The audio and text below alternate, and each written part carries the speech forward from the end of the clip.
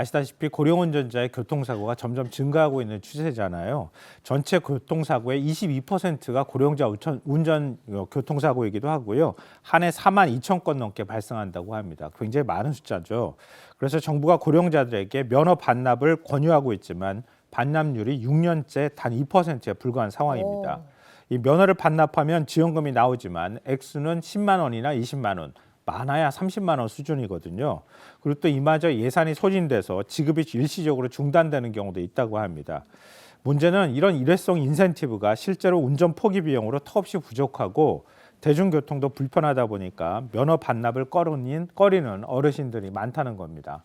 특히나 농어촌 지역은 차가 필요하죠. 없으면은 읍내까지 나가기가 굉장히 멀고 그럼요. 아까 지적하셨듯이 거기에 대중교통이 원활하지가 않고 이래서 그분들은 굉장히 머뭇거릴 수밖에 없겠어요. 네, 말씀하신 것처럼 운전면허가 없어서 불편한 것은 도심이라기보다는 농촌 지역일 수밖에 없거든요. 그런데 면허 반납률은 오히려 농촌 지역이 더 낮습니다. 네. 서울은 면허 반납률이 2.7%지만 이 농촌 지역 같은 경우에는 1%에 불과하거든요. 그러니까 뭔가 이유가 있다 이렇게 봐야 되는 건데요. 그러니까 면허를 반납하면 당장 이동이 불편하기 때문입니다. 그러니까 버스도 뭐 한두 시간에 한 대씩 오는 경우도 많이 있고요.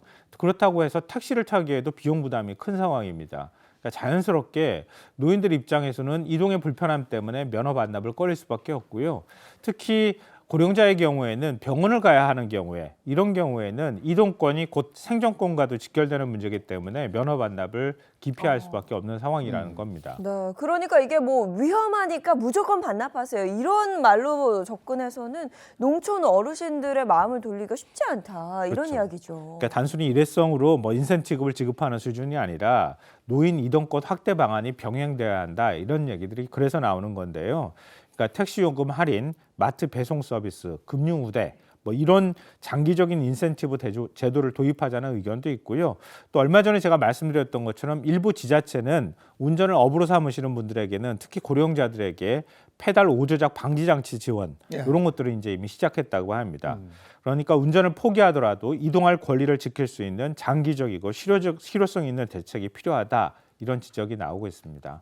고령 운전자 수가 점점 많아지면 많아졌지 줄어들진 않을 거기 때문에 네. 이런 대책이 필요하겠습니다. 자, 다음 픽은요. 이정호 앵커께서는 자녀와 주로 어떤 얘기 하시나요? 최근에는 그 아이 세뱃돈 받은 걸 어떻게 쓸 것인가. 굉장히 심각한 주제로 얘기하시죠. 제일 중요한 얘기를 하셨는데요. 야, 이거 뭐 주식을 살까? 뭐 어떻게 할까? 가벼운 얘기보다는 굉장히 무거운 주제로 대화를 많이 나누시는 것 같은데요. 그러니까 교육부가 아이들하고 부모가 어떤 대화를 나누는지 조사를 해봤다 그래요. 그러니까 교육부의 2025년 초중등 진로교육 현황조사 보고서를 보니까요.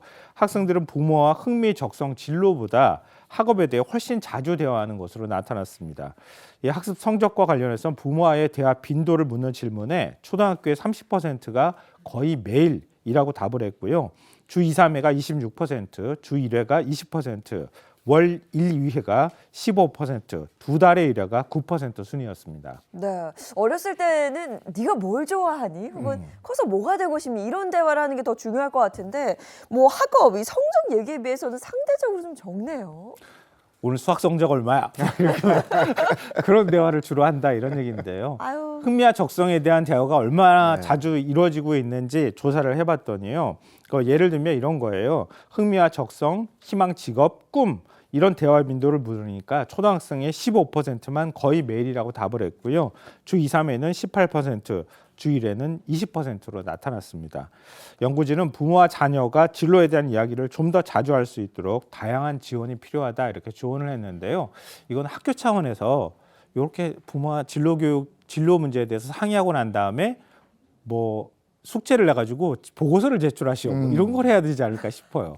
그래야지 좀 더 자주 대화할 수 있지 않을까 싶습니다. 우리가 저 주식할 때도 일희 일비 하지 말라고 그러는 성적 가지고도 일희 일비 하지 마시고 야 네가 태어날 때 어땠는지 알아?